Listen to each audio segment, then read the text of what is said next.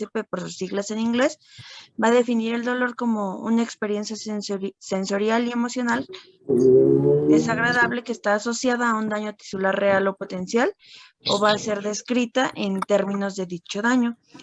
Aquí, después de esto, pasaron 41 años y se hizo la modificación en el 2020 y va a definir al dolor como una experiencia sensorial y emocional desagradable que está asociada o es similar con un daño tisular real o potencial. Para poder hacer esta modificación, la IASP tomó pues ciertos puntos en cuenta. Aquí pues el primero va a ser que el dolor va a ser una experiencia personal y esta va a estar influenciada por diferentes grados, en diferentes grados por factores biológicos, psicológicos y sociales. También mencionaba que el dolor y la nocicepción son fenómenos completamente diferentes, puesto que el dolor no puede ser interferido solamente por la actividad de las neuronas sensoriales. También tomó en cuenta que las personas a lo largo de su vida van a definir o aprender el concepto de dolor a través de las experiencias que ellos tienen. También si una persona manifiesta o refiere dolor, en cuanto a su definición, esta debe ser respetada porque pues cada quien va a definir el dolor según lo que sienta. Y también menciona que aunque el dolor es usualmente o va a cumplir una función adaptativa, puede tener efectos sobre la funcionalidad, el bienestar social o el bienestar psicológico. Y aquí pues también tomo en cuenta que la manera más común de expresar el dolor es la descripción verbal y pues aunque la persona tenga como incapacidad para comunicar, no niega la posibilidad de que pues experimente el dolor. Ahora, en cuanto a la hiperalgesia, creo que ya también la mayoría de nosotros lo sabemos. Aquí la hiperalgesia va a ser el aumento de la sensibilidad al dolor y la reacción extrema al mismo. Esta pues se va a presentar cuando se van a dañar los nervios o cuando hay cambios químicos en las vías nerviosas que van a participar en la percepción de dolor. Estas vías pues las vamos a ver un poquito más adelante. Ahora, otro término es la alodinia. Esta pues va a ser la percepción anómala del dolor ante un estímulo que normalmente no es doloroso. Y pues va a haber 3 tipos, uno que es la estática, la 2 la dinámica y la 3 la térmica. En cuanto a la estática, pues se va a sentir el dolor con una ligera o leve presión manual, como podría ser agarrar la mano de una persona. En cuanto a la dinámica, pues la sensación de dolor va a ser por la aplicación reiterada de estímulos suaves o como el paso de un cepillo, de una gasa o pasar un algodón por la piel. Y en cuanto a la térmica, pues el dolor va a aparecer como respuesta al calor o al frío y pues, por ejemplo, el hecho de buscar alimentos congelados en el refrigerador puede ser uno de los estímulos que desencadenen este dolor.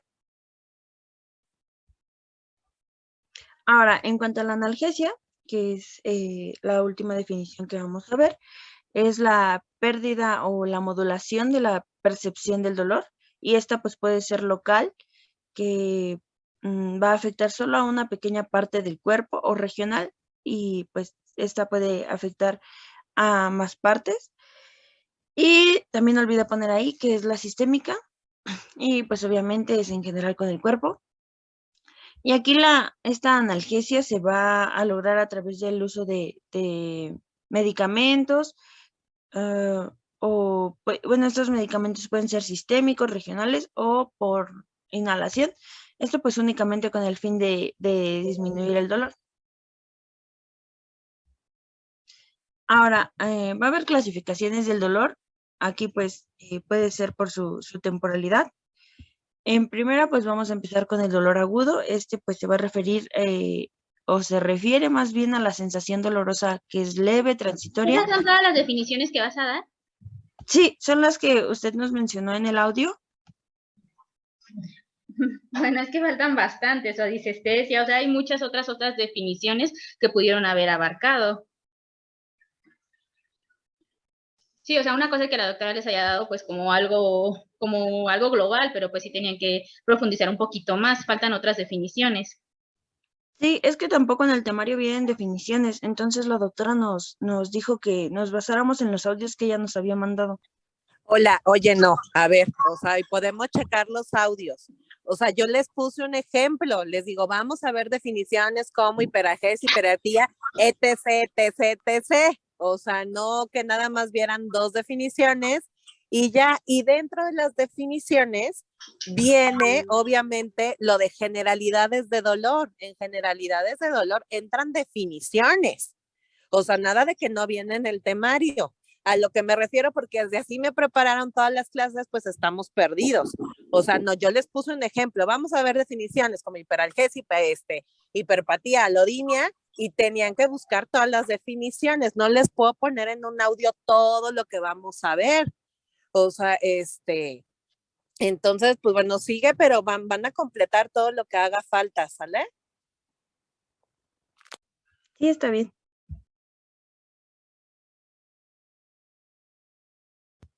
Bueno, ahora en cuanto al dolor agudo bueno, se define por temporalidad. Aquí pues este se va a referir a la sensación que es dolorosa y pues leve. Esta pues va a ser una transitoria con una duración corta de aproximadamente 3 a 6 meses. Va a estar relacionado con un estímulo nocivo por el cual va a persistir hasta que esta lesión o enfermedad se cure. También pues este dolor suele acompañarse con fenómenos autonómicos como la taquicardia, la diaforesis, hipertensión, midriasis y vasoconstricción. Y pues aquí se puede dividir en dos fases consecutivas, que es el dolor rápido o el primario.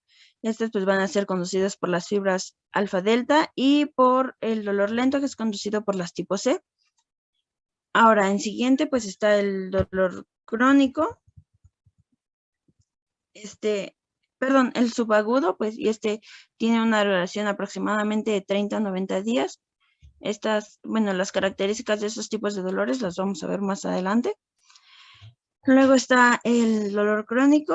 Pues, por su parte, va a ser aquel que se va a manifestar de forma persistente o episódica y, pues, va a presentar una alteración e intensidad suficiente para alterar la funcionalidad y la calidad de la vida. Aquí pues se puede considerar un dolor crónico. Para considerarlo un dolor crónico, debe tener una duración mayor de 6 meses. Y pues aquí esta expresión del dolor en cuanto al crónico es como una expresión del funcionamiento desadaptativo del sistema nervioso. Luego va a ser por topografía. En cuanto a la topografía, pues va a ser somático y visceral.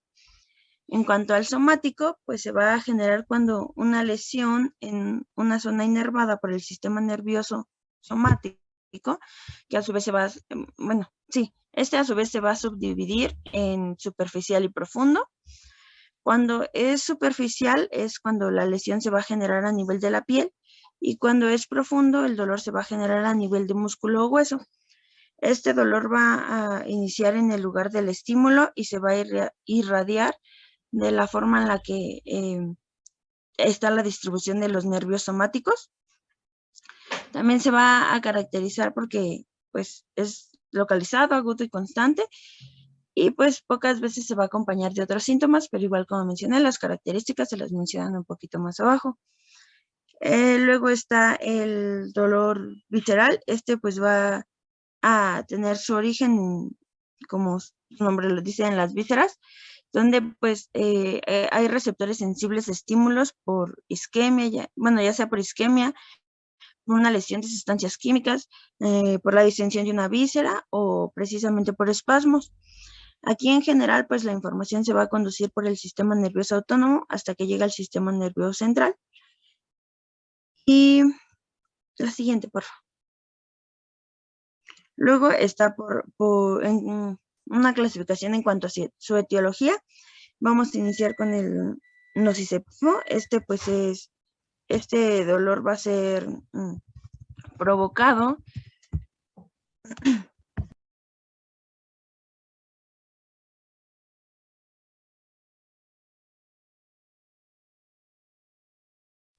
Perdón. Este dolor va a ser provocado por el aumento de la estimulación de los nervios periféricos o de los nociceptores y se va a transmitir por el sistema nervioso no afectado o sin la lesión de sus estructuras. Este tipo de dolor pues se va a identificar como el concepto clásico de dolor o que está asociado como a procesos inflamatorios y estos pues también pueden ser somáticos o viscerales. Luego está el dolor neuropático. Este pues se va a definir como el dolor que aparece como consecuencia directa de una lesión o enfermedad que va a afectar al sistema somatosensorial. Y este pues suele tener varias etiologías, como es la isquemia, una infección, un trauma. También puede ser por cáncer, pero pues este lo manejamos más en dolor oncológico y por sustancias químicas. Este dolor, que es el nociceptivo, suele clasificarse en periférico y central. El periférico pues va a ocurrir en una lesión del sistema nervioso periférico y va a existir una alteración sensitiva alrededor del sitio de la lesión. Y pues en cuanto al central, este va a ser causado por una lesión en el sistema nervioso central y pues va a haber una alteración sensitiva en el área del dolor. Después está la clasificación por su origen, que es el oncológico. Como pues aquí como su nombre lo dice, se va a presentar cuando se presenta algún tipo de cáncer y este dolor no tiene como tal un solo mecanismo, sino que va a ser mixto y pues va a ser como muy raro que se presente como clasificaciones aisladas. Entonces aquí bueno, sí, ya como lo dije, va a ser mixto. Después está el dolor no oncológico. Este, pues como su nombre lo dice, no tiene nada que verse ni relacionarse con los tipos de cáncer y pues simplemente se puede relacionar o catalogar en los diferentes tipos, pero pues este tema también lo abarcan un poco más adelante. Ahora, en cuanto a otra clasificación es por el sistema afectado. Este puede ser nervioso o musculoesquelético. En el nervioso, pues ya lo mencionamos arriba. Y en el músculo esquelético, pues el dolor que este presenta va a afectar al esqueleto, a las articulaciones y a las partes circundantes. Y aquí se puede hablar de un dolor agudo o crónico en función de su duración, de dolor nociceptivo o mixto en función de su fisiopato, y de dolor articular, miofacial, tendinoso, y pues esto va a ser en cuestión de la estructura en la que se genera el dolor. Después está en cuanto igual lo afectado, que es el psicógeno.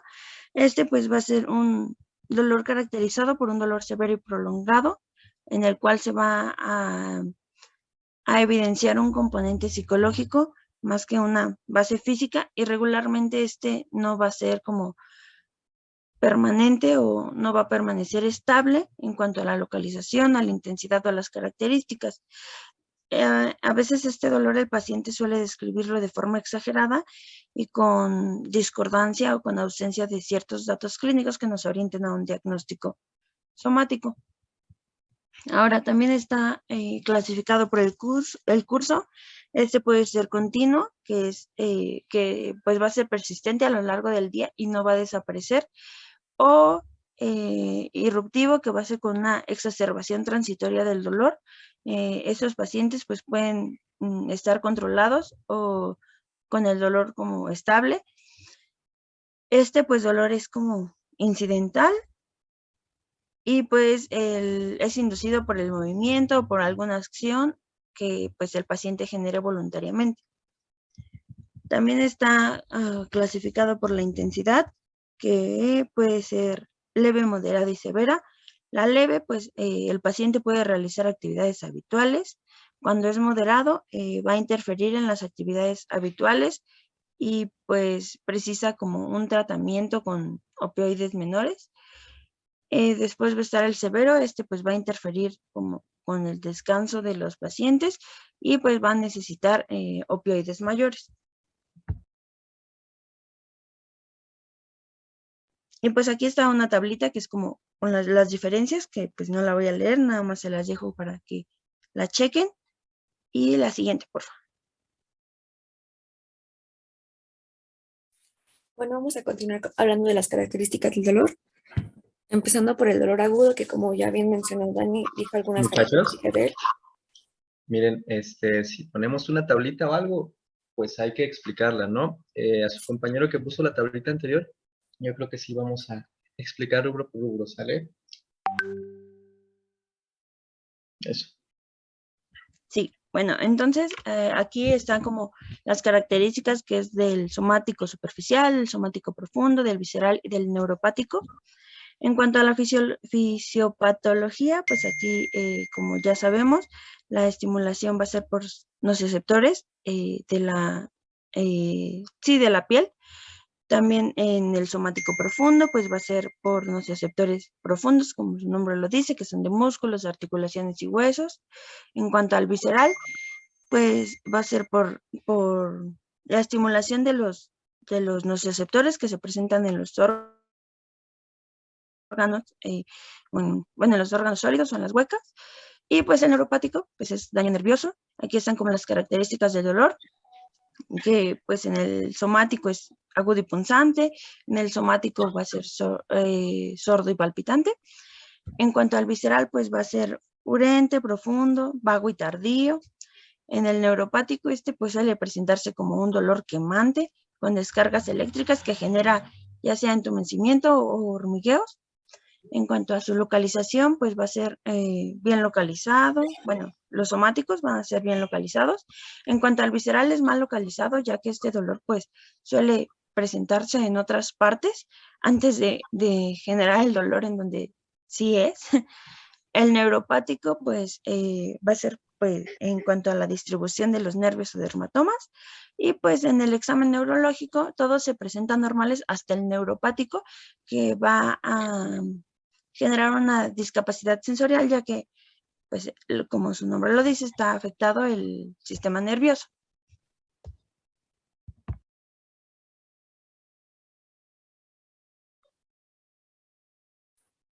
Bueno, ahora sí vamos a hablar acerca de de las características del dolor, empezando por el dolor agudo, que está, como bien escribió Dani ya, es una sensación dolorosa que se caracteriza por ser leve y es transitoria y está advirtiendo sobre un daño actual, a diferencia del dolor crónico, que pues es algo que va a ser persistente, que va a estar continuamente y no se va a quitar, ¿no?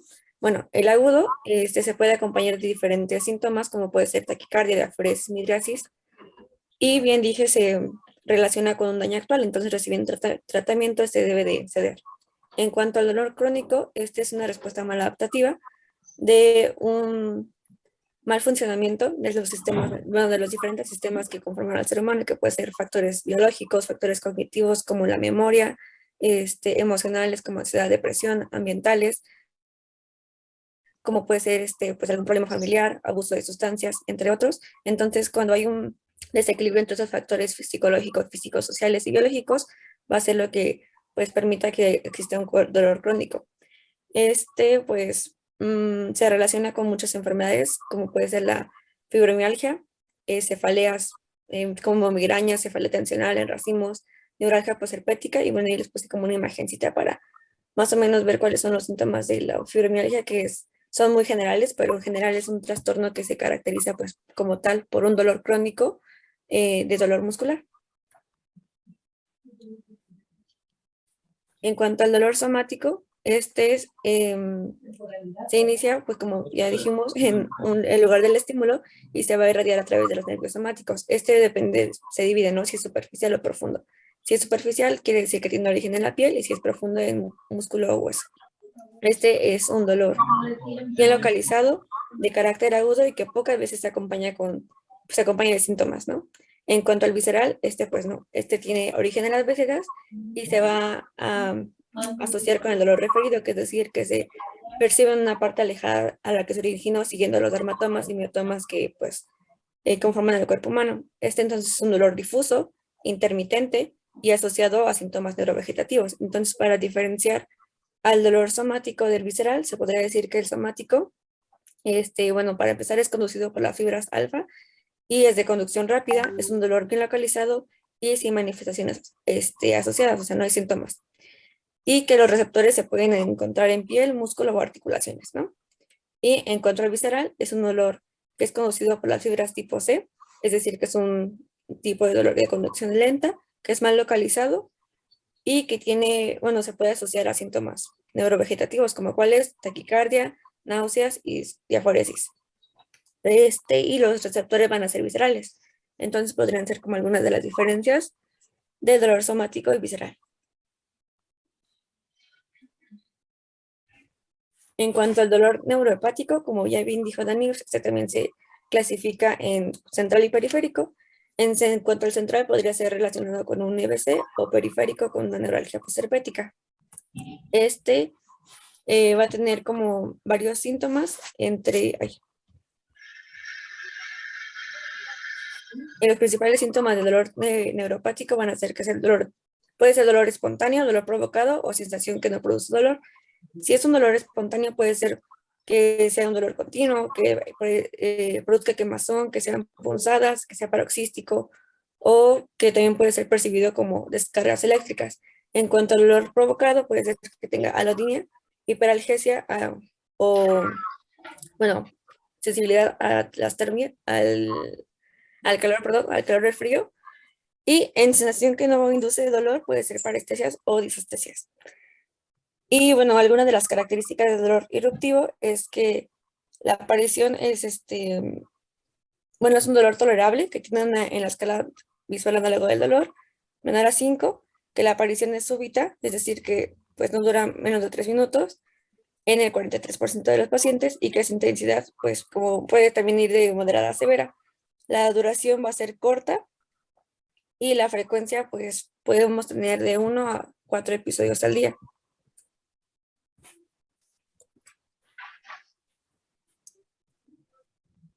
En cuanto al dolor psicógeno, este es un síntoma de conversión psíquica. Es decir, que va a ser como un mecanismo de defensa que puede ser en respuesta hacia ansiedad, miedo, depresión, y el dolor pues como tal no va a permanecer estable porque es algo como que se va a relacionar con las emociones que estemos pues total llevando a conversión, ¿no?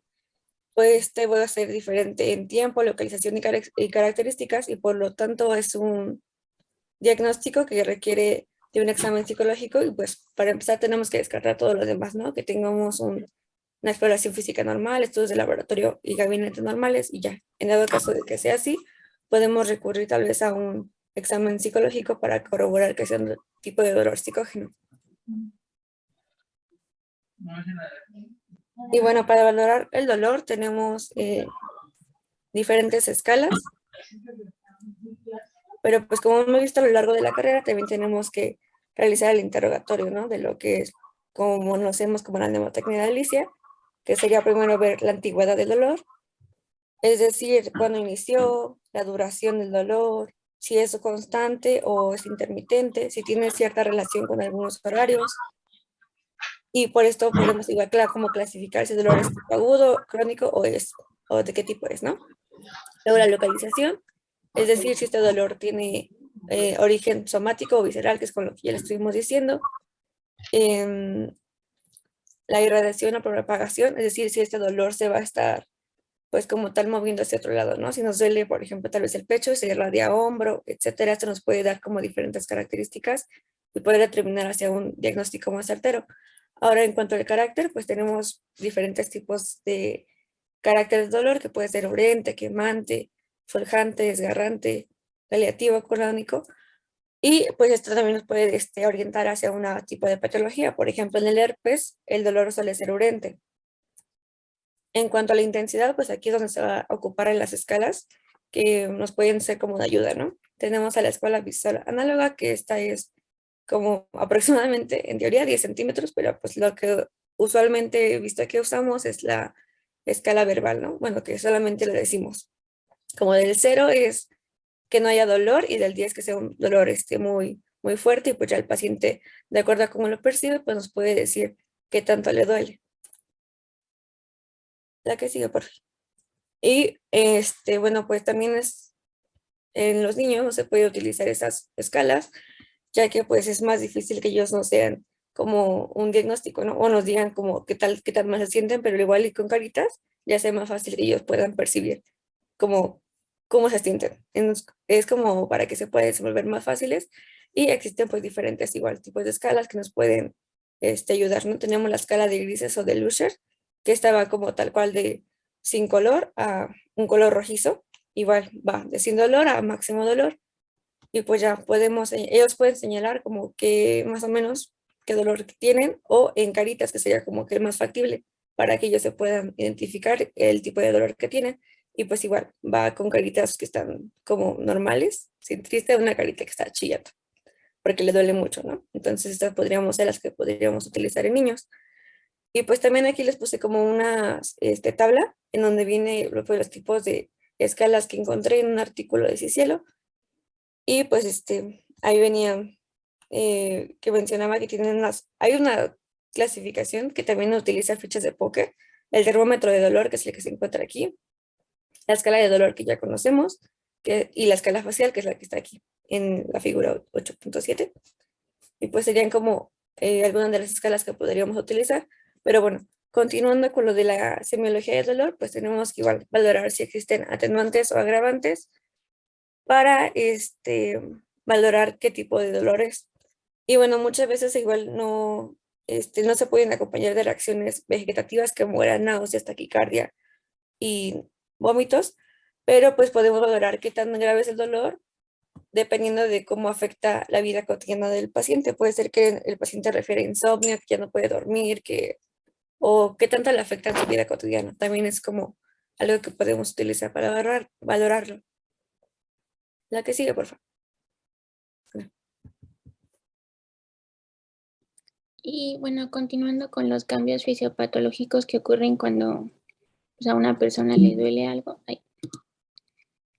Pues todos estos cambios son respuestas simpático-adrenérgicas y hay como tres grandes grupos: las respuestas segmentarias, las suprasegmentarias o las corticales.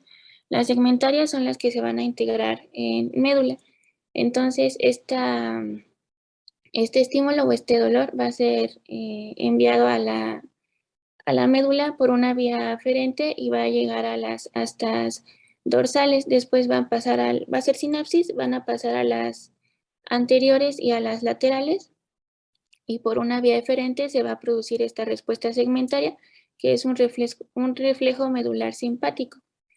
Y pues estas respuestas simpáticas son las que luego decimos que son de lucha o de huida, que por ejemplo el músculo radial del iris se dilata, se llama midriasis, o cuando hay sudoración excesiva. Y en este caso de los reflejos medulares simpáticos, lo que se altera o la compensación pues sería el cambio de tono de los músculos esqueléticos y de los viscerales, pues de los órganos y de todo el sistema circulatorio. Y el principal cambio o el pilar es un espasmo, que a nivel del tracto gastrointestinal y del genitourinario, pues se caracteriza por una motilidad de todo el tracto. Hay una vasoconstricción de todo el árbol bronquial, y a nivel de los vasitos, predominantemente la vasoconstricción es arteriolar. Y si se perpetúa el estado, pues se podría llegar a comprometer la irrigación de los otros órganos, que provocaría una isquemia, y esta misma isquemia podría seguir provocando dolor. También a nivel de los músculos estriados, pues hay contracturas que también perpetúan el dolor. Y de las respuestas suprasegmentarias, estas ya son respuestas que las vías ya se integran y hacen sinapsis a nivel del tálamo y del hipotálamo también. Y consisten en estimular dos centros, el centro circulatorio y el centro respiratorio. Del circulatorio, pues el resultado final es el aumento del gasto cardíaco, porque aumenta las resistencias vasculares, entonces aumenta la poscarga, va a aumentar también la frecuencia cardíaca, el volumen latido, y por eso aumenta el gasto. Y por la constricción refleja que habíamos visto en la diapo anterior, pues el paciente podría tener primero, la respuesta inicial sería una hiperventilación y después podría ir compensando hacia una hipoventilación. Igual si no se hace nada, podría generar cambios en la concentración de los gases arteriales. Y también otro eje o otra esfera de las respuestas suprasegmentarias es que el cuerpo entra en un estado hipermetabólico por toda la secreción de catecolaminas y de hormonas catabólicas, como la del glucagón, que aumenta la concentración de glucosa en sangre porque se encarga de la glucogenólisis y aumentar la gluconeogénesis. Y también pues aumenta la lipólisis en todo el cuerpo y se inhibe la síntesis de ácidos grasos. También se libera ACTH o la hormona adrenocorticotropa, que es liberada por la hipófisis y pues va a actuar sobre la corteza suprarrenal para que se libere cortisol.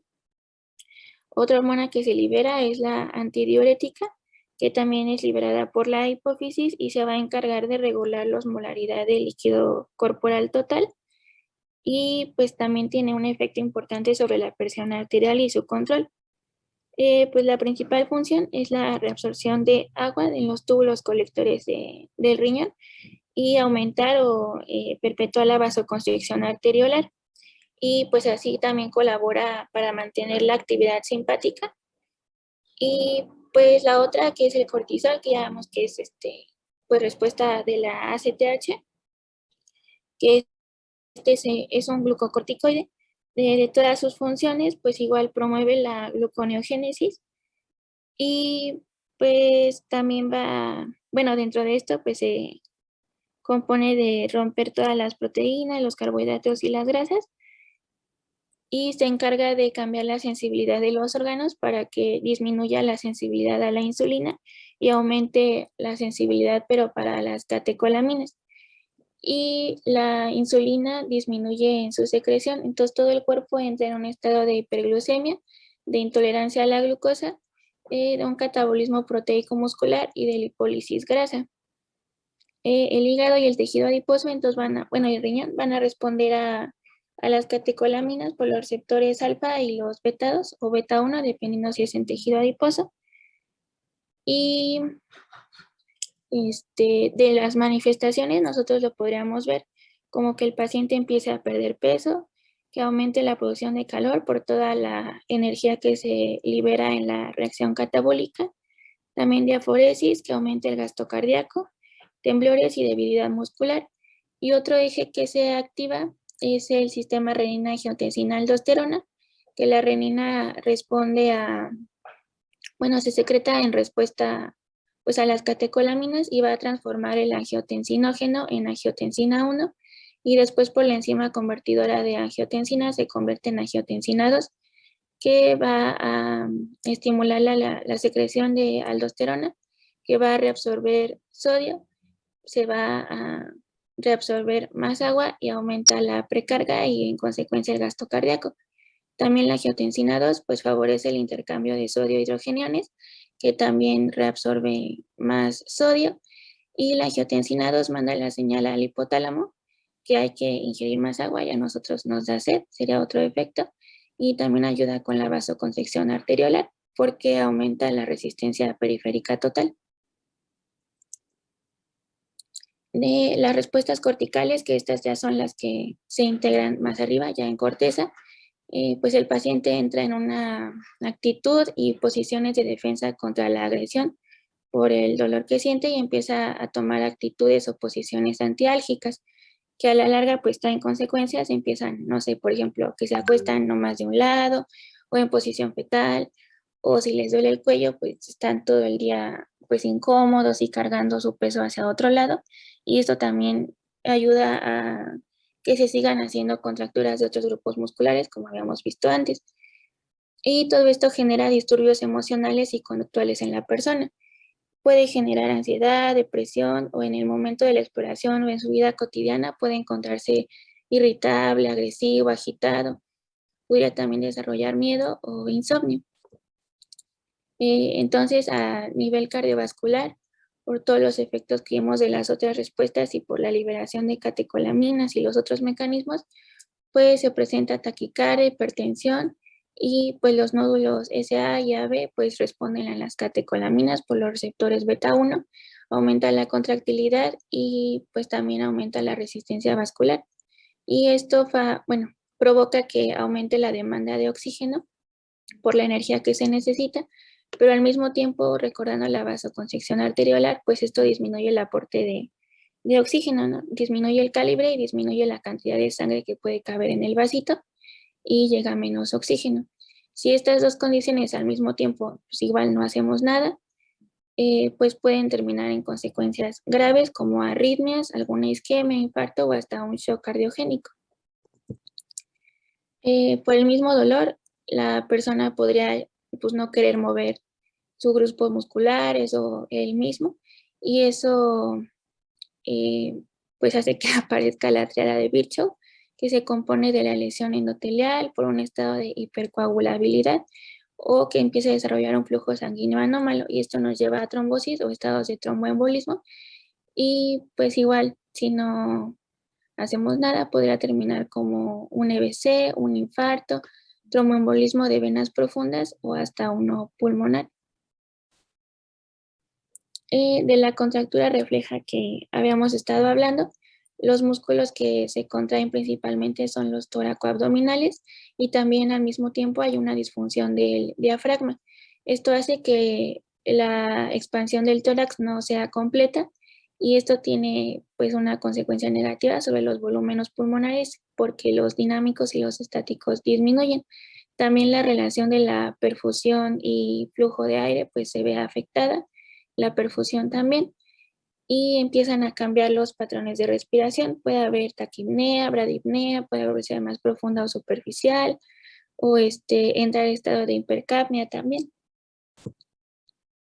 Dirigiendo un poquito más hacia el tracto gastrointestinal, pues por los receptores alfa-2 y beta-2 que responden a catecolaminas, las paredes del músculo liso se relajan, pero la de los esfínteres se contraen. Esto hace que todas las secreciones se empiecen a acumular y la persona podría llegar a tener distensión gástrica o abdominal. Y pues esto también se manifestaría con náuseas o vómitos. Y del genitourinario, igual que el anterior, la pared o el músculo detrusor en este caso, pues se relajaría y el esfínter se contrae. Entonces también la orina pues se contiene por más tiempo y también por la hormona antidiurética que vimos que se secreta, pues se presentaría como oliguria. Y del músculo esquelético ya hemos estado hablando que hay contracturas y espasmos de los músculos. Esto hace que a la persona le siga doliendo, tome posiciones antiálgicas que puedan perjudicar a otros grupos musculares o que se inmovilice. Y a la larga pues también podría atrofiar a los músculos o provocar una rigidez muscular también. Y el cortisol inhibe la producción de interleucina 2 y la proliferación de linfocitos T y de linfocitos B. Y el dolor pues provoca leucocitosis, neutropenia, ya vimos también que inhibe la proliferación de los linfocitos y esta consecuencia también la secreción de inmunoglobulinas disminuye.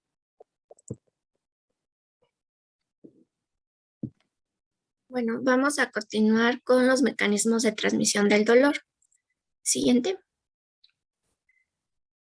Y bueno, antes de comenzar con los mecanismos, es necesario saber el término nocicepción, que más que nada es la percepción de señales eléctricas en el sistema nervioso central, que por lo regular van a estar originadas por la estimulación y la activación de los receptores sensoriales que se van a encontrar en la periferia. Y pues más que nada nos van a brindar información del daño a algún tejido a nivel central. Entonces podemos decir que la función principal de este sistema de nocicepción pues va a ser que está encargado de detectar y procesar la sensación dolorosa. Pero para que este sistema se lleve a cabo, pues debe de tener 4 procesos o más bien 4 mecanismos. Se llaman de las dos maneras.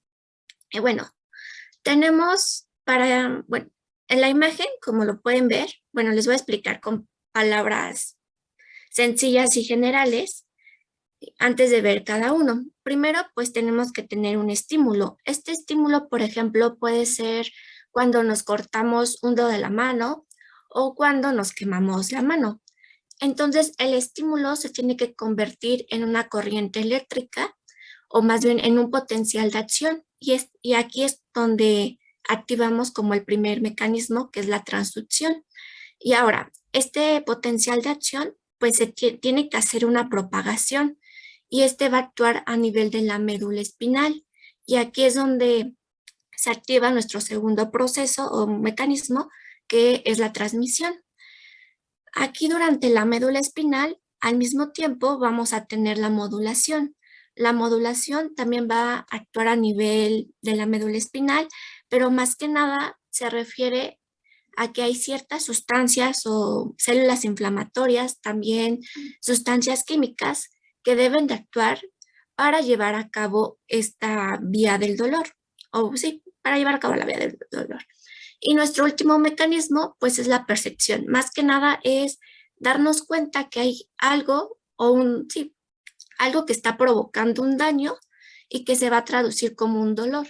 Y sobre todo la área anatómica que participa en esta percepción, pues va a ser la corteza somatosensorial. Y bueno, ahora sí vamos a ver cada uno de estos. Siguiente. Y vamos a comenzar con la transducción. Como les comentaba, pues es el primer mecanismo o proceso, pero se define como la conversión de los estímulos nocivos en señales eléctricas por las terminaciones nerviosas periféricas. Pues aquí más que nada responden a estímulos nocivos que se van a encontrar distribuidos en las capas superficiales, como es la piel, músculos, articulaciones. Estos son receptores altos de umbral y se van a activar cuando estos estímulos estén cercanos a la lesión. Y aquí vamos a tener diferentes tipos de fibras que van a actuar en este proceso. Las dos más importantes y las que más se mencionan son las fibras amilínicas tipo C.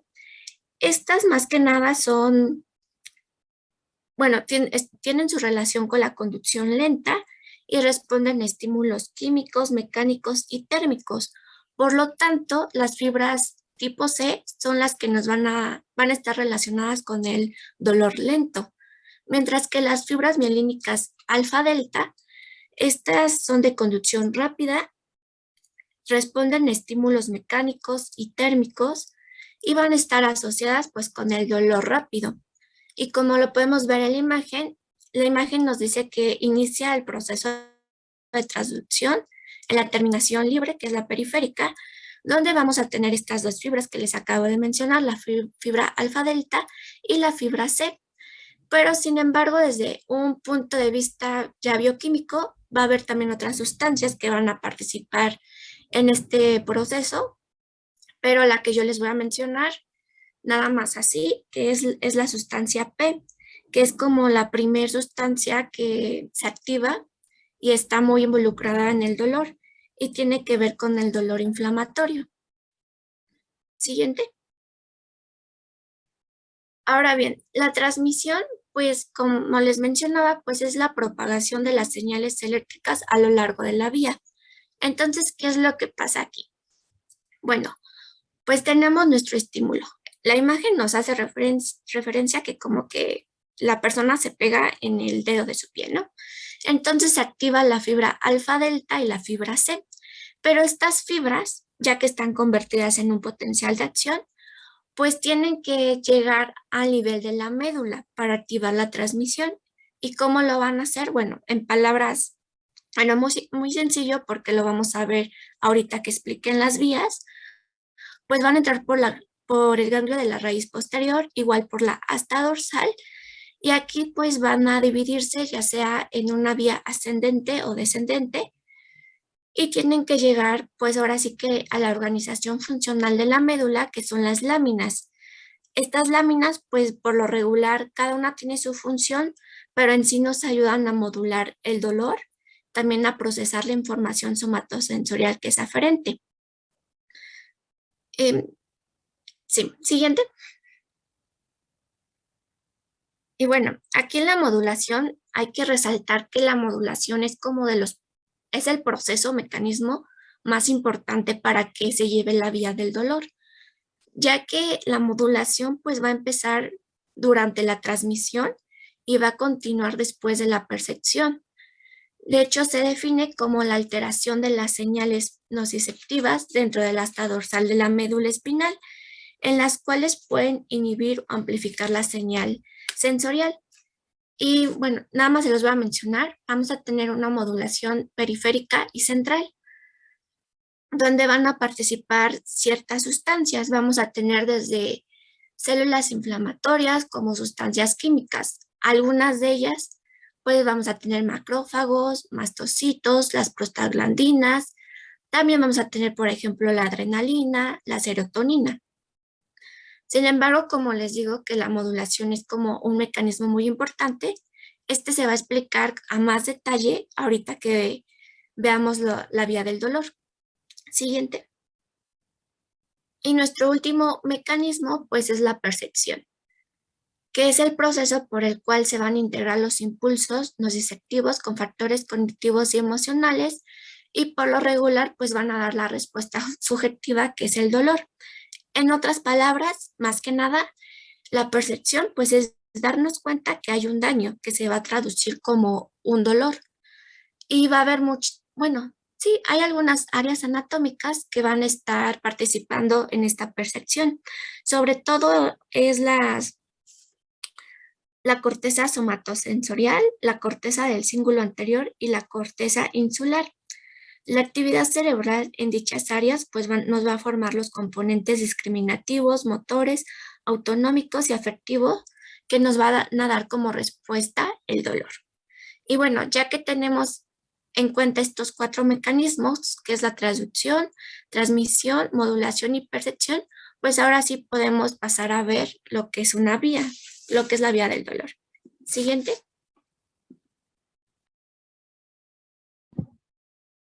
Hola, buenos días. Bueno, entonces ahorita vamos a ver la fisiología y las vías del dolor como en conjunto, ya con todo lo que nos dijeron nuestras compañeras y más que nada con los términos que ya nos comentó Janet, pues nos va a funcionar para integrar ya todo y ver como toda la vía completa. ¿Me puedes pasar la siguiente, por favor, Ale? Vale, bueno, pues para iniciar con la fisiología y las vías del dolor, vamos a ver que en términos anatómicos, bueno, vamos a dividir la fisiología en 2 términos, en términos anatómicos y en términos fisiológicos. En cuanto a los términos anatómicos, vamos a ver que el dolor va a ser transmitido y modulado a nivel de 3, bueno, a 3 niveles, que va a ser el primero a nociceptor periférico, en segundo a nivel de la médula espinal y en tercer nivel en el cerebro. Y por otro lado, desde el punto de vista fisiológico, se va a dividir en 3 etapas, que es la transducción, que ya nos comentaron, que pues es aquel estímulo nocivo externo que se va a transformar en una actividad eléctrica. La transmisión, por medio de la cual pues esta información se va a trasladar a la médula espinal, al tallo cerebral y al tálamo. Y por último, a la percepción, en la que las conexiones entre el tálamo y la corteza cerebral integran esta respuesta al dolor. Ok, entonces ya que dividimos esta fisiología del dolor, ahora sí vamos a pasar como tal a ver cómo es que ocurre toda esta vía del dolor. ¿Me pasas la siguiente, Ale, por favor? Ok, vamos a empezar hablando del proceso de nocicepción. Bueno, ya nos comentaron un poquito y prácticamente el proceso de nocicepción es aquel mecanismo de transducción y conversión del estímulo doloroso, ya sea un estímulo mecánico, térmico o químico, de los nociceptores de las terminaciones libres en un impulso neural eléctrico que va a viajar a través de todo el sistema nervioso central, tanto de manera ascendente como de manera descendente, y se va a integrar a nivel de corteza cerebral para integrar este estímulo doloroso. Entonces, lo primero que tiene que pasar para que se inicie la vía del dolor va a tener que ser que se produzca un estímulo. Este estímulo puede ser un estímulo térmico, puede ser un estímulo mecánico o puede ser un estímulo químico, pero tiene que tener una característica principal. La única característica principal es que tiene que tener una intensidad nociva para que sea reconocido. Entonces, una vez que ocurre este estímulo, como ya vimos ahí, por ejemplo, tenemos la imagen de una cortada, pues este va a ser el estímulo con la intensidad nociva suficiente y va a entrar en contacto con el tejido. Una vez que entra en contacto con el tejido, o más bien con cualquier tejido, este estímulo va a ser transducido en un impulso eléctrico que tiene que llegar hasta la corteza cerebral para integrarse como dolor. Entonces, El primer paso, como ya vimos, va a ser este estímulo nocivo. El segundo paso, o lo que va a pasar después, es que el tejido va a liberar mediadores inflamatorios. Dentro de estos mediadores inflamatorios se van a incluir la globulina, las proteasas quinasas, el ácido araquidónico, la histamina, el factor de crecimiento nocivo, como también ya nos comentaron, la sustancia P, que es la sustancia principal del dolor, el péptido y el péptido relacionado con el gen de la calcitonina. Todos estos mediadores inflamatorios se van a liberar una vez que el estímulo llegue, bueno, más bien una vez que se produzca este estímulo nocivo en el tejido. Y bueno, todo esto que les comenté lo tenemos aquí en el esquemita, que prácticamente pues está más digerible para que se vaya entendiendo la secuencia. Entonces, bueno, una vez que todos estos mediadores estimulan, más bien, sí, todos estos mediadores lo que van a hacer es que van a estimular los canales transductores. ¿Qué son los canales transductores? Prácticamente los canales transductores van a ser similares a los canales activados por voltaje. ¿Qué quiere decir esto? Que los canales transductores van a dar inicio a los potenciales eléctricos en estos receptores, lo que se conoce como transducción. Una vez que ya inicia este estímulo, lo segundo que tiene que pasar es la transducción, que se convierta este estímulo en un estímulo eléctrico. ¿Para qué? Para que así pueda ir a médula espinal y pueda llegar a corteza cerebral a integrarse como un dolor, más bien como un estímulo de dolor. Entonces, bueno, esta es la segunda parte, que es la transducción y los potenciales eléctricos. ¿Me pasas la siguiente, por favor? Aquí tenemos toda la vía, pero vamos a ir explicándola paso por paso. En el cuadrito rojo es lo que sigue después de que se inició esta parte de transducción, una vez que se inician estos potenciales eléctricos. Lo siguiente sería la transmisión. Como tal, o bueno, como ya vimos, una vez que el nociceptor va a ser estimulado, la información va a viajar en forma de potenciales de acción a través del nervio periférico hasta la médula espinal. Recordemos que desde el nervio periférico hasta la médula espinal se va a llamar transmisión. ¿Cómo va a entrar este estímulo por el nervio periférico hasta la médula espinal? Pues prácticamente va a entrar por medio del ganglio de la raíz dorsal hasta la punta del asta gris dorsal. Y se va a dividir tanto en ramas ascendentes como descendentes, las cuales viajan uno o dos segmentos de la médula espinal y forman el fascículo dorsolateral. ¿Vale? Hay un esquemita en la siguiente que se ve un poquito mejor, esta parte. ¿Me pasas la siguiente, Ale, porfa? Aquí. Bueno, como ya vimos, bueno, hay un esquemita en donde tenemos la neurona de primer orden.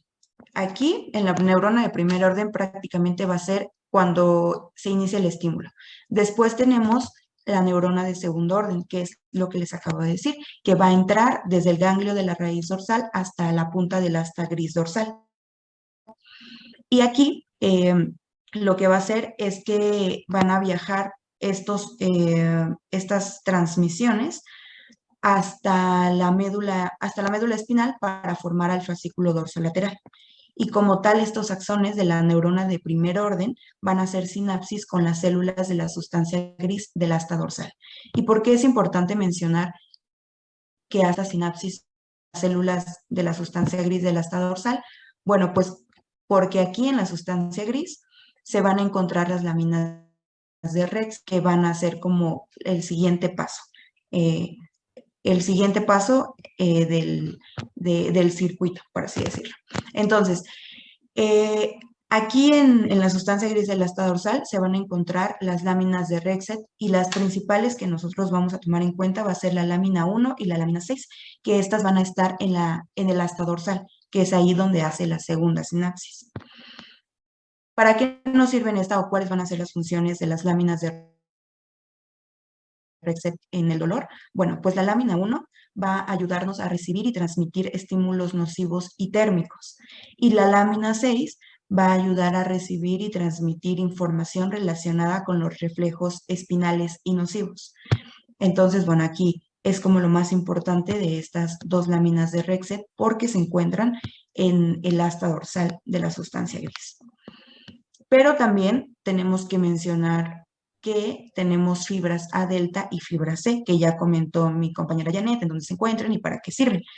Y también lo comentó Ale. Entonces, bueno, también es importante mencionar que las fibras A delta y las fibras C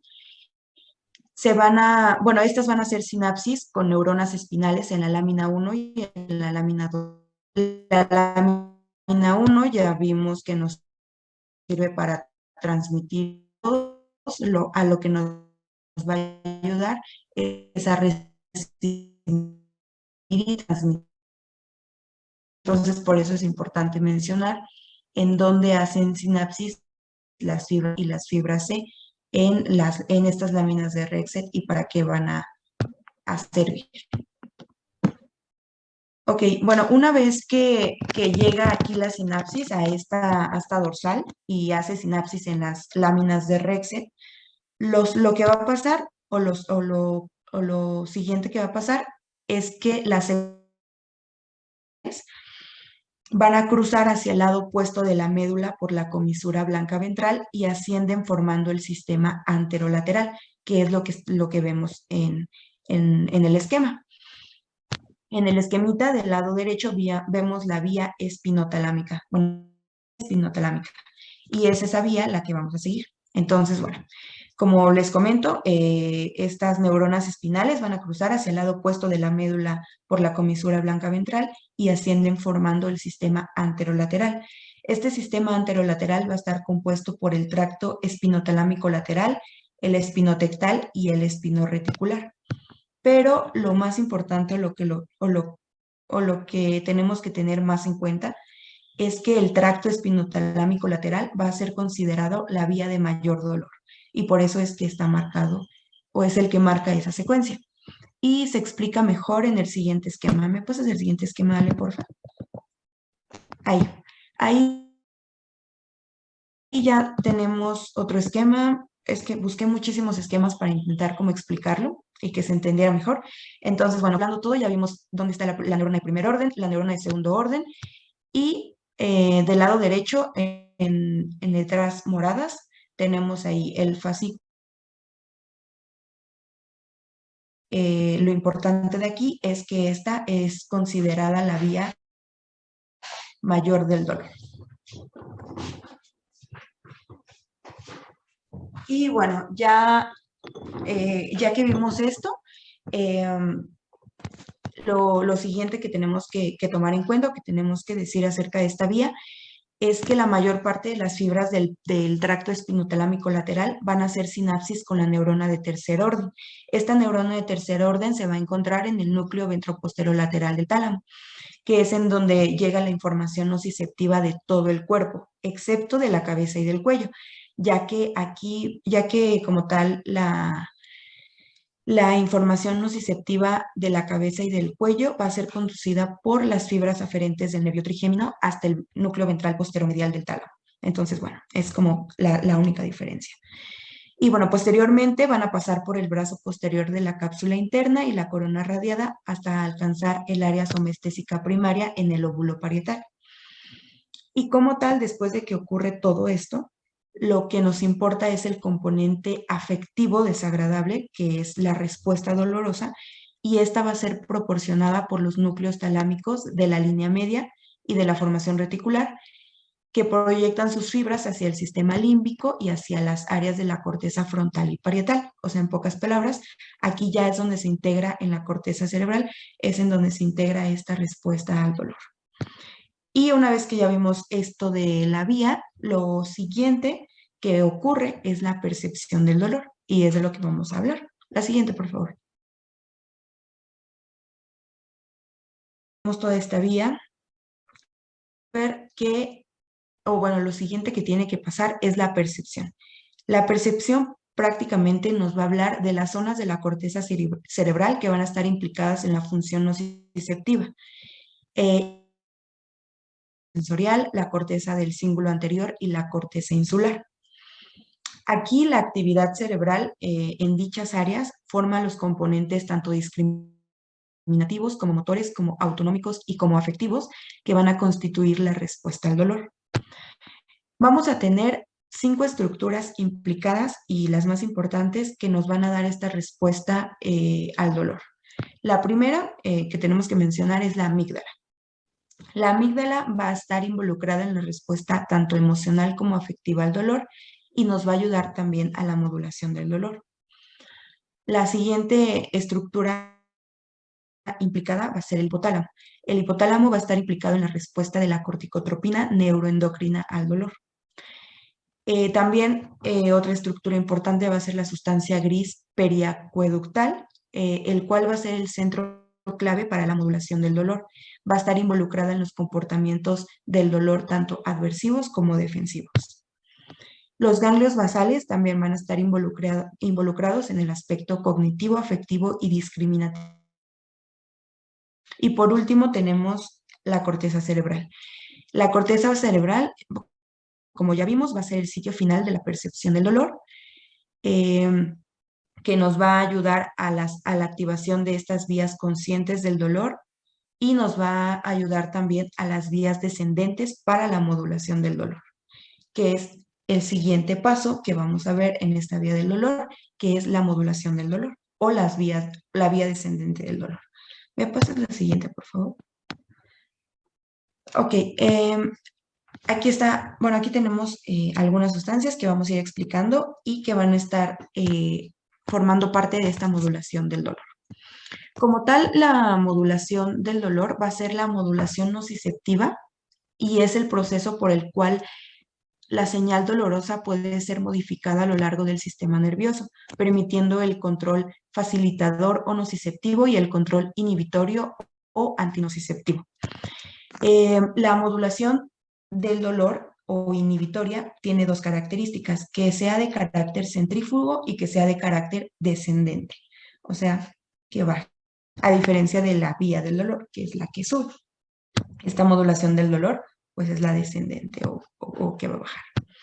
Entonces, como tal, este mecanismo va a ocurrir en las vías descendentes o inhibitorias y estas vías descendentes o inhibitorias van a ocurrir a nivel del asta dorsal de la médula espinal, en la cual van a participar activamente diversas moléculas neuromoduladoras que nos van a ayudar a este proceso de modulación del dolor. Ok. Dentro de esta modulación vamos a ver que tenemos una modulación central, como ya nos comentó Janet, y una modulación periférica. Pero aquí la más importante va a ser la modulación central. ¿Por qué? Porque dentro de esta modulación central se van a secretar ciertas sustancias inhibitorias, como por ejemplo por opioides endógenos, que van a ser pues nuestras primeras sustancias. Aquí la modulación por opioides endógenos, en estos vamos en encefalinas. Las encefalinas van a ser secretadas en la adenohipófisis y van a actuar a nivel hipotalámico, regulando la respuesta autonómica del dolor. También dentro de estas opioides endógenos vamos a encontrar a las beta-endorfinas. Estas se van a distribuir ampliamente en el sistema nervioso central y periférico y hacen lo mismo que las encefalinas. Lo único relevante o de diferente es que su acción es 100 veces más potente. También tenemos la modulación del dolor mediada por acetilcolina, que lo que va a hacer es que va a activar los receptores muscarínicos a nivel de la lámina 2 de Rexet y esto va a reducir el dolor.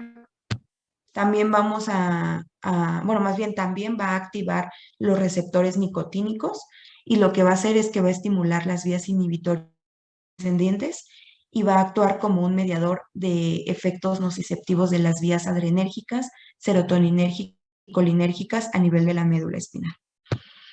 También vamos a tener la modulación del dolor mediada por serotonina, en la que la activación de proyecciones descendentes de la médula espinal provoca la liberación de serotonina, que inhibe la primera neurona de transmisión del dolor debido a una hiperpolarización de los canales de potasio, lo que resulta en una inhibición de la liberación de los neurotransmisores a nivel de la vía nociceptiva.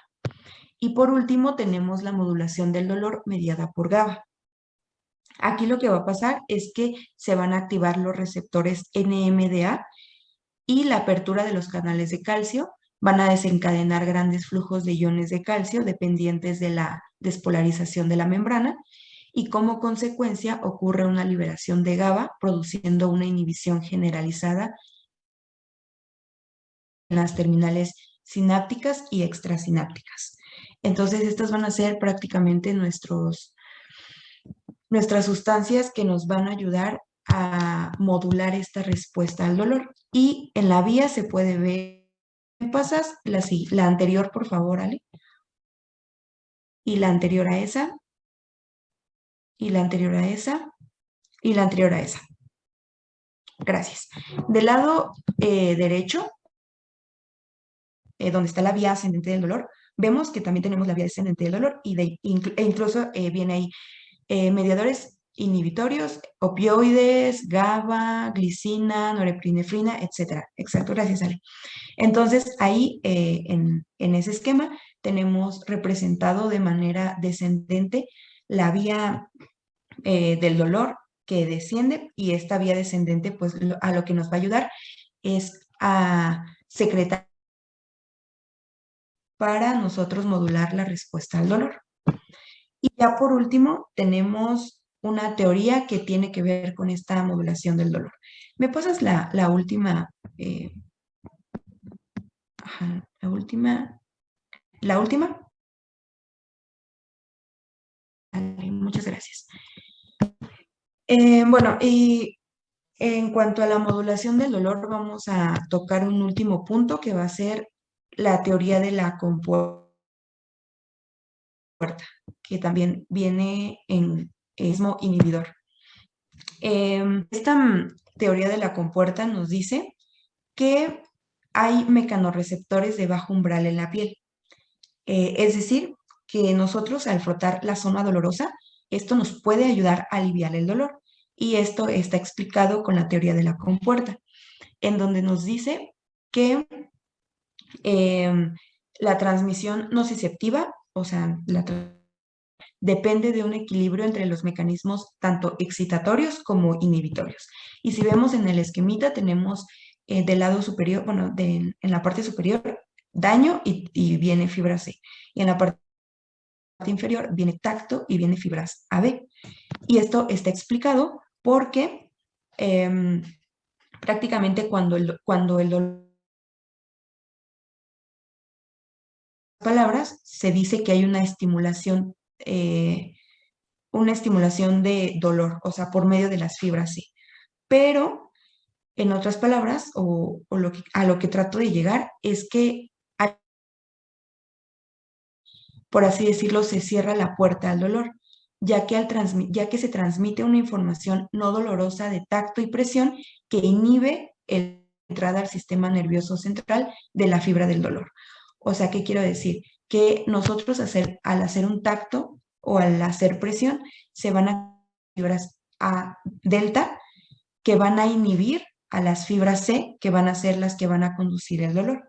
Pero una vez que se deja de producir este estímulo de tacto, por así decirlo, se van a inhibir las fibras AB, y las que van a predominar van a ser las tipo C, que van a conducir el dolor, y se va a abrir de nuevo la puerta. Otro mecanismo de regulación del dolor. Y sería todo de nuestra parte. La siguiente, Ale, por favor. Gracias.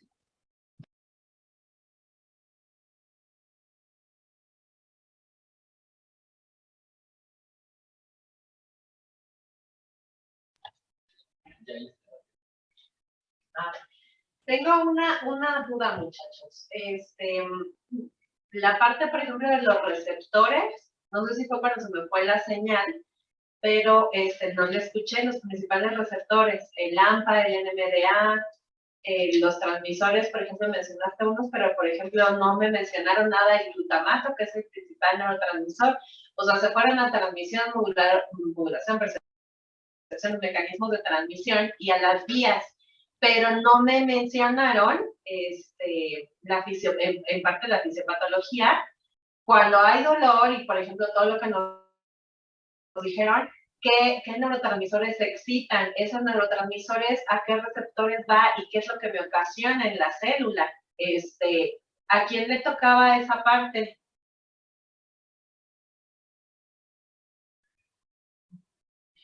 O bueno, si leyeron el tema ahorita explíquenos, porque les faltó toda esa parte, se fueron, por ejemplo, a lo externo, por así decirlo, vías y transmisión, pero pues falta eso. O sea, cuando hay dolor, ¿qué neurotransmisores se excitan y qué es lo que ocasionan en la célula y los principales receptores de dolor, que son los...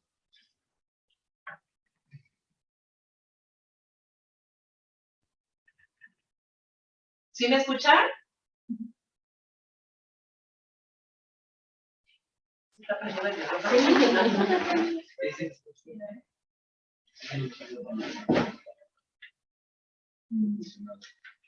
A ver, muchachos, ¿sí escucharon lo que les comentó la doctora?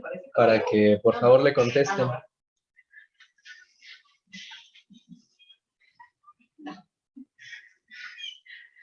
Sí, doctora, sí se escucha.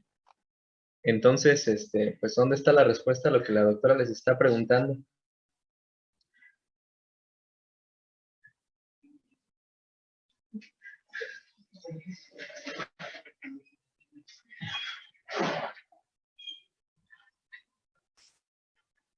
Niños, ya estoy bien. A mí se me cortó un poquito el audio, la verdad no escuché al 100, que fue lo que me preguntó. A ver, la pregunta, y ahorita les voy a hacer preguntas. Entonces nos hablaron, obviamente faltaron definiciones mucho, o sea, porque si quiero que pongan atención, los audios que les mandé, no les puedo poner cada cosa que tiene que ir en su presentación. Ustedes tienen que hacer una investigación y que ustedes dominen el tema, eso se los dije muy claro. Cuando me refiero, por ejemplo, en la parte de principales definiciones, pues obviamente nada más no es hiperalgesia y alodinia, o sea, es hiperpatía, o sea, mencionar las principales, no les puedo decir cada cosa que va en su presentación, ¿ok? Y por ejemplo, en su temario, obviamente también en el temario no les van a desglosar cada cosa. Si ustedes ven que dice generalidades del dolor, pues para eso estamos nosotros, para decirles que abarca generalidades de dolor, ¿no? Y que no faltará nada. Después, obviamente, en la clasificación les faltó mencionar dolor psicógeno, que también estoy casi segura que en el audio les dije. Entonces, me dicen mis residentes que sí, porque pues, venía con los audífonos. Ahora, ya me mencionaron, pues obviamente las principales vías. Acuérdense que hay muchas vías, como su compañera se los dijo, dentro de la cara, y que aquí les puedo decir los residentes de dolor, que pues está el sistema trigeminal que está bien difícil, ¿verdad? Pero obviamente, pues estamos conscientes que son alumnos de pregrado y que lo importante y que no todos van a estudiar dolor, ¿verdad? A lo mejor ninguno. Que lo importante es, que sepan cómo los principales mecanismos, que son las vías que les dijo su compañera, vía espinotalámica lateral ventral, y ella les dijo cuál es la de dolor lento y dolor rápido. Hasta ahí vamos bien. Mecanismos de la transmisión, que también su compañera les dijo, ¿no? Transmisión, modulación, percepción, etcétera. Pero nos faltó algo importante, que es, ok, o sea, ni modo que nada más sea un estímulo eléctrico, entra y se va al cerebro, no, o sea, ¿qué pasa en la modulación? Me mencionaron la teoría de la compuerta, que ahorita les voy a preguntar porque no entendí bien, pero falta, ¿qué se libera? Si yo ahorita me doy un trancazo en la puerta, ¿qué es con la puerta? O me corto con una hoja, ¿qué se libera? Su compañero les dijo, de los más importantes es sustancia T. Pero ahí nos faltó, ¿qué se libera? Glutamato, neuropéptidos, hay muchas más sustancias de las que les puso Juan. Entonces, principalmente el glutamato. ¿Y eso qué receptores me afecta y qué ocasiona en la célula? Porque este es el principal mecanismo con el cual le avisan los sistemas inhibitorios descendentes: oigan, actívense porque la doctora Correa se ha dado un trancazo en la pierna para controlar el dolor. Entonces, a ver, dentro del equipo que me preparó esto, y si no, pues los voy a agarrar al azar, ¿quién me explica esto? ¿Cuáles son los principales neurotransmisores y los principales receptores para el dolor?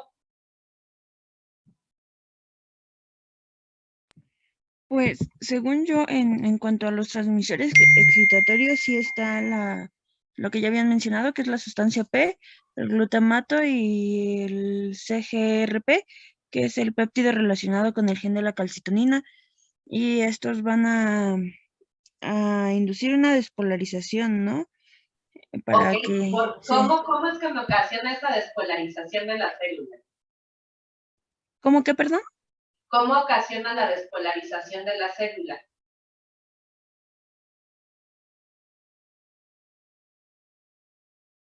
Pues según yo va por lo de la vía cortical, ¿no?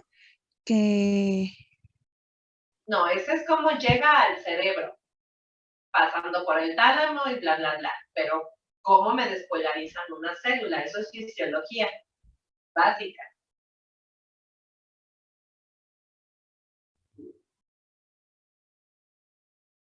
¿Alguien que le ayude a su compañera Daniela? Sí, Daniela. Sí.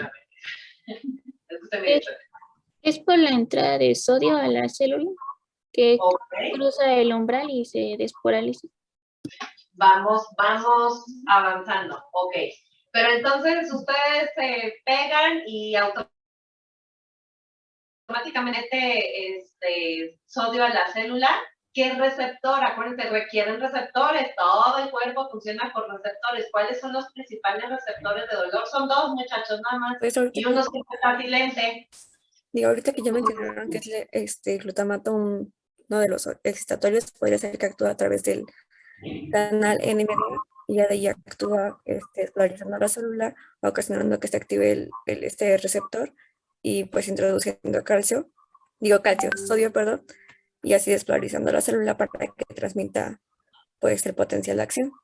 Okay. Ya me mencionaste uno de los dos que hay, NMDA, el cual es silente. ¿Y el otro receptor cuál es? Cuando ustedes tienen dolor, se activa un primer receptor. Y ya en caso que no le hagan caso al pobre paciente que tiene dolor, pues se activa el NMDA, que es el que me acabas de comentar.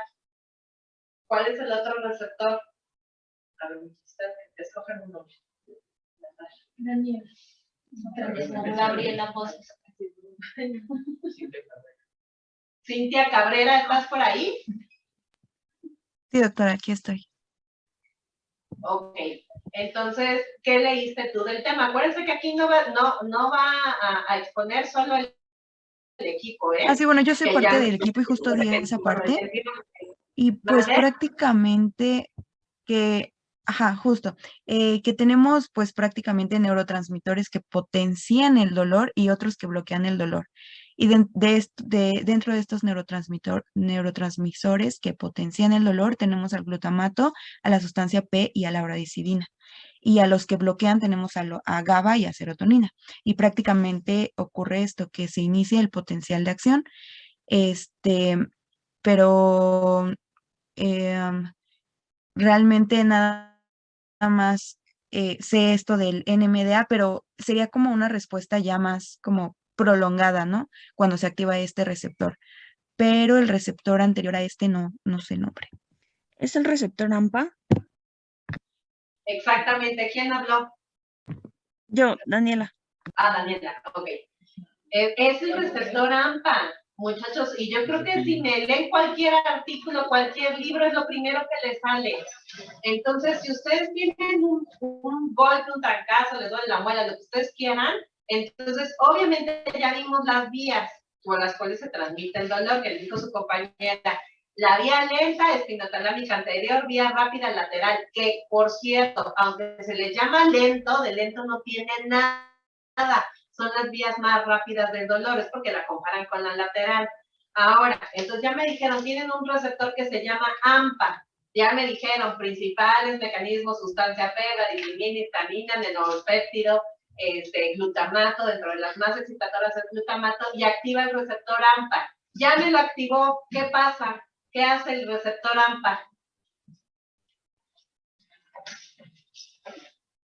Escoge otro nombre.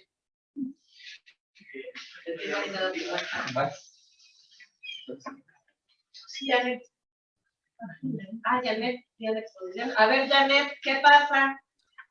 Bueno, ya que se activa el receptor, pues va a permitir la transmisión, pero va a actuar sobre el dolor rápido. Bueno, Eso no me acuerdo. Ok, no, pero ya estamos viendo aquí en modulación. Se activa el receptor AMPA y ¿qué va a hacer a la célula? A ver, otro. Sí, Marina Dopengüen.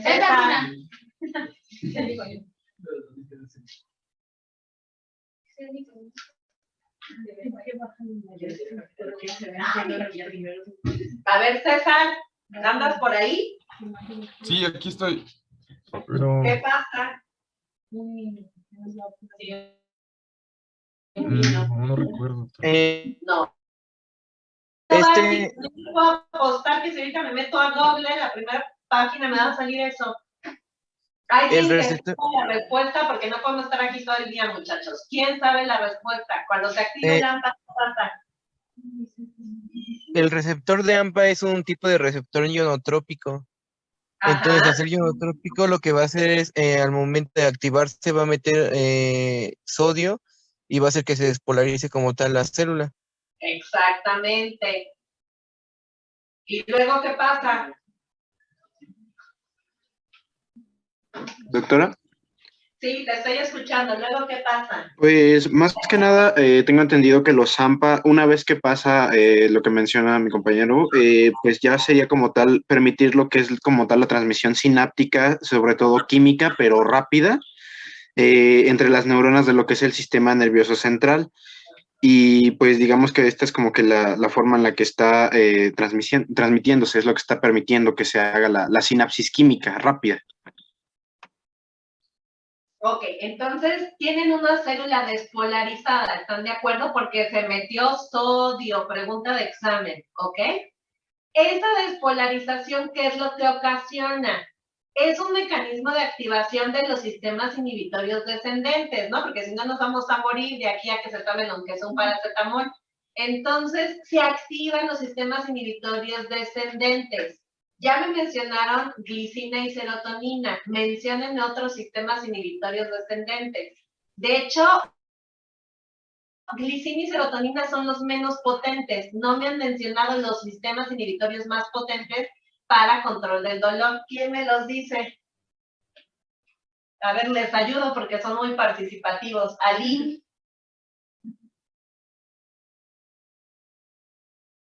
Aline Santillán. Sí, la verdad es que no lo recuerdo tampoco. Ok, Brenda Rosales.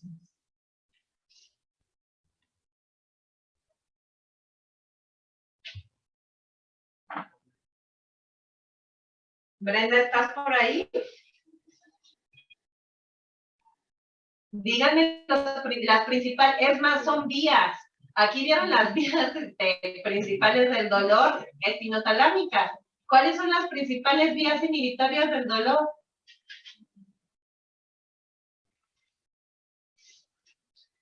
Rebeca, ¿estás por ahí? Ayúdale.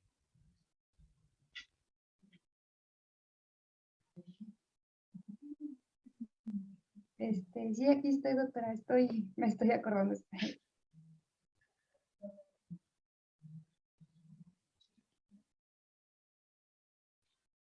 De hecho, en la parte de neurotransmisores, su compañera les mencionó uno y hasta aquí nos reímos porque dijo, bueno, la única diferencia entre uno y otro es que es 100 veces más potente uno que otro. Y nosotros, ligeramente más potente.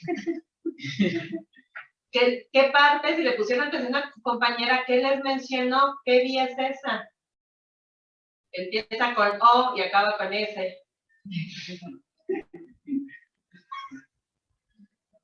La de opioides endógenos. Bueno, opioides. Okay.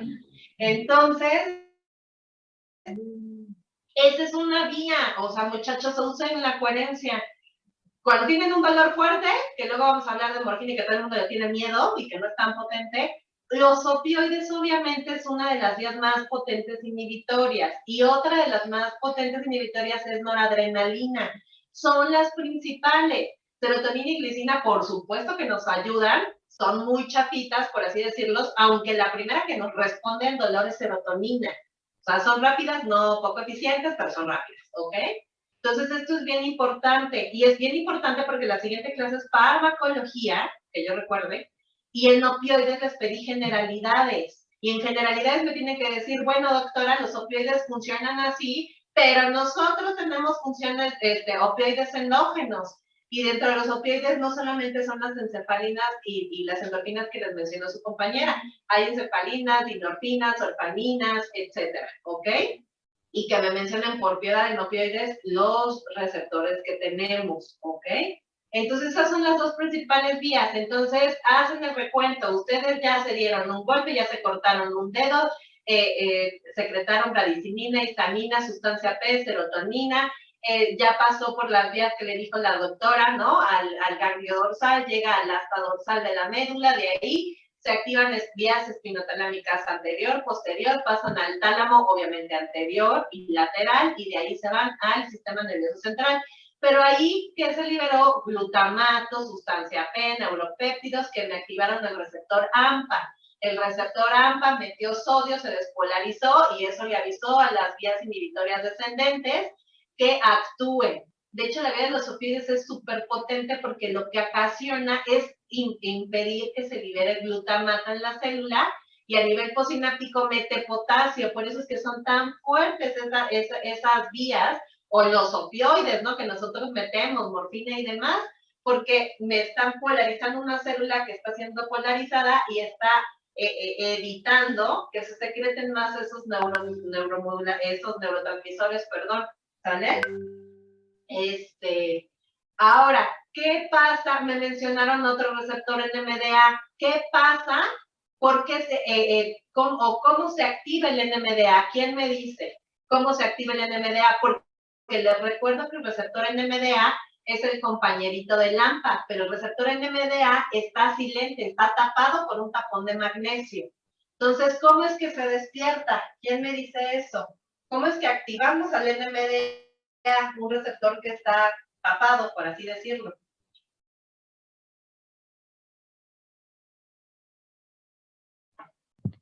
Con crisis prolongadas de dolor, ya que se libera glutamato y esto activa al receptor AMPA, digo NMDA.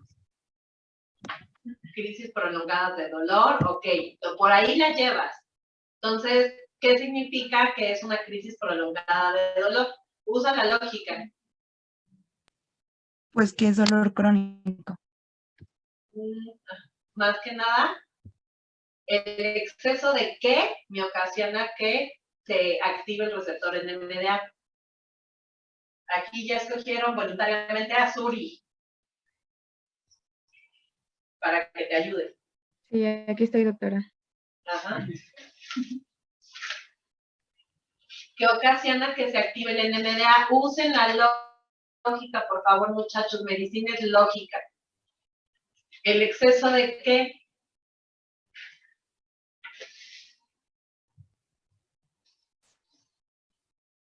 Pues obviamente el exceso de neurotransmisores, muchachos, el glutamato. Si el receptor AMPA no puede con tanto glutamato, va y activa a su compañerito y le dice, ayúdame. Entonces se despierta el receptor NMDA, pierde su tapón de magnesio para tratar de procesar, por así decirlo, tanto glutamato. Ustedes como médicos, lo que deben de impedir siempre es que se active el NMDA. ¿Por qué? Porque el NMDA también les va a meter sodio, pero no solo les va a meter sodio, les va a meter calcio. Entonces se empeora la circunstancia aquí porque van a tener una célula despolarizada por sodio y calcio. Y va a estar más difícil controlar una célula que está súper mega despolarizada. ¿Están de acuerdo? Entonces aquí es cuando el paciente empieza a consumir el paciente se va a defender, no va a esperar a que ustedes le contesten, ¿verdad? Entonces se va a defender y es cuando va a empezar a producir más serotonina, glicina, opioides, noradrenalina para tratar de controlar su dolor. Pero aquí acuérdense, esto es como la insulina, pues no va a producir siempre todo, se le va a agotar, el paciente se va a cansar de producir tanto neurotransmisor inhibitorio. Y es cuando se va a cronificar su dolor, inclusive va a tener a un componente mixto de dolor neuropático, pero pues porque colapsaron las vías inhibitorias descendentes ustedes. Y entonces le va a arder, punzar, doler, va a sentir como cólico, o sea, todo le va a doler al pobre, porque aquí ya tienen un dolor mixto por agotamiento, colapso del sistema nervioso central descendente y por el mismo dolor que tiene, ¿sale? Y esto no van a tener que ocupar muchos tipos de terapias para control del dolor, ¿ok? ¿Hasta aquí sí se entendió? Necesito que contesten más rápido, muchachos. Yo soy muy desesperada y eso que vengo cansada de 2 días sin dormir. Sí, doctora, sí se entendió. Porque llegué tarde porque se me fue la luz y no podía salir de mi casa. ¿Hasta aquí todo entendido? Sí, doctora. Sí, doctora. Sí, doctora. Falta algo. ¿Quién falta que me conteste? Maricruz. ¿Qué entendiste de la teoría de la compuerta que te explicaron tus compañeros?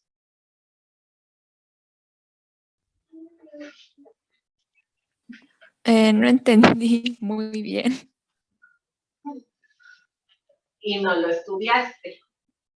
Alguien que no sea de quienes expusieron, que me explique la teoría de la compuerta.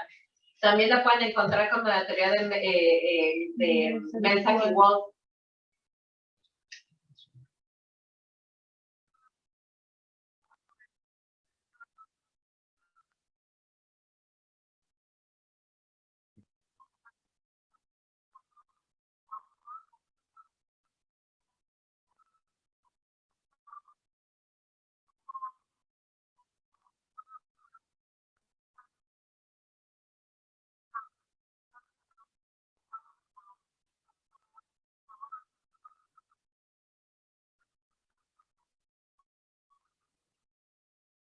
No mucho. Fíjense que yo siempre les pongo este ejemplo porque es más fácil para mí que entiendan la teoría de la compuerta con este ejemplo. Entonces, yo siempre les pongo el ejemplo cuando tienen una mega infección de la garganta y que les inyectan una ceftriaxona, que algunas o un metamizol, que de repente en ese momento alguien les inyectó y les pasó de trancazo la ceftriaxona, en ese momento les duele más la pompi que la garganta. ¿Ok? Entonces, siempre les pongo ese ejemplo. ¿Por qué? Porque me explica la teoría de la compuerta. Acuérdense que su compañera les dijo que hay fibras lentas y fibras rápidas. Fibras, obviamente hay más fibras, que quiero yo pensar que ya se acordaron de sus clases de fisiología. Entonces, las fibras A delta, le dijo sus compañeras, son súper mega rápidas, ¿no? Van hasta 120 metros sobre segundo. Versus, por ejemplo, las fibras C, que van a 2 metros por segundo. Entonces, por ejemplo, si ustedes se golpean rápido, estas fibras A delta llegan al sistema nervioso central. Pero gracias a Dios nosotros tenemos una compuerta, entra dentro de lo que es modulación, por eso se los dio su compañera ahí. Entonces, él pasa rápido la fibra A delta y automáticamente cierra parcialmente la compuerta, porque no la cierra por completa, ¿verdad? Cierra parcialmente la compuerta para que cuando la fibra C, que va ahí toda lentita, llegue, ya no la dejen pasar. Entonces, más de la mitad de los impulsos no se procesan hacia el cerebro. Es un mecanismo de defensa que nosotros tenemos. Y es un mecanismo que nos explicaría también, por ejemplo, la acupuntura, ¿no? Por ejemplo, cuando nos ponen acupuntura que para el dolor, pues sí, pues ese transcurso de horas van a tener menos dolor por los estímulos que se hicieron. O cuando ustedes se pegan y se soban, es un mecanismo de defensa. Lo que están ustedes haciendo es estimular las fibras A delta que están en el tacto para que lleguen esas fibras de que se están tocando la piernita, sobando, y cierren la puerta para que cuando lleguen las fibras C de dolor, pues ya la encuentren cerrada, ¿ok? ¿Sí entendieron esta teoría? Niños. Sí, doctora. Ok, entonces, les voy a dejar tarea, ¿ok? Que es, que me averigüen todas las definiciones que le faltaron a sus compañeras, ¿sale? Disestesia, hiperpatía, todo eso para que las averigüen, ¿ok? ¿Qué les faltó?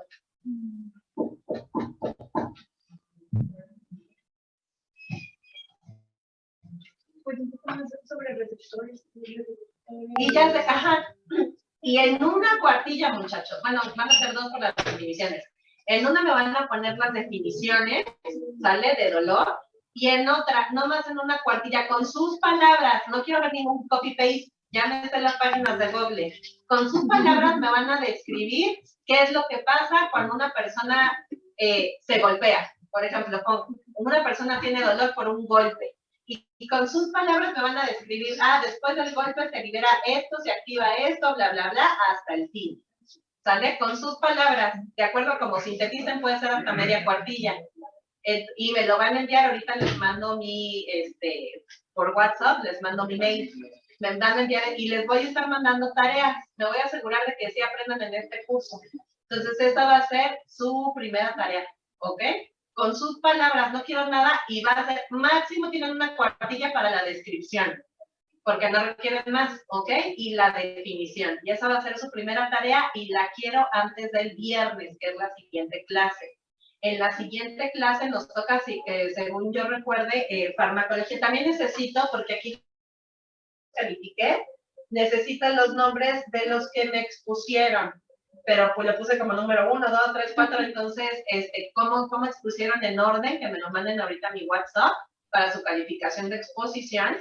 Y la siguiente clase, ahí sí, ok, lo reconozco, no vamos a poder ver todos los fármacos como yo quisiera por el número de clases, pero les repito, vamos a ver AINES. El principal mecanismo de AINES es por la ciclooxigenasa. Tenemos 2 ciclooxigenasa, tiene estos efectos secundarios, existen esta familia, dentro de esta familia están estos fármacos, y su principal acción, por ejemplo, de los carboxy, son analgésicos antiinflamatorios. Y al final que me pongan, fármacos más analgésicos, AINES, son estos, más antiinflamatorios son estos, COX-2 son estos, ahí sí más general, pero no se van a ir general en su mecanismo de acción, su clasificación y lo que ocasionan.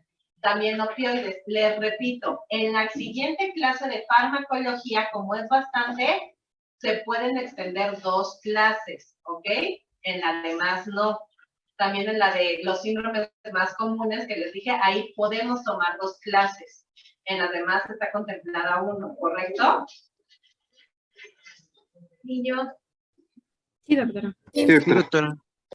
Pónganse a estudiar y nos vemos entonces el viernes. Si tienen alguna duda, me contactan por el WhatsApp de sus exposiciones.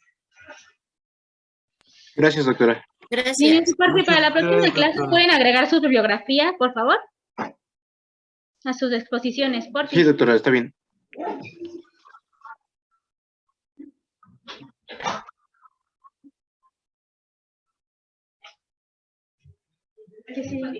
No, les pasamos el nuevo link. Se les va a pasar un nuevo link, ¿sale? Ok, muchas gracias. Bye.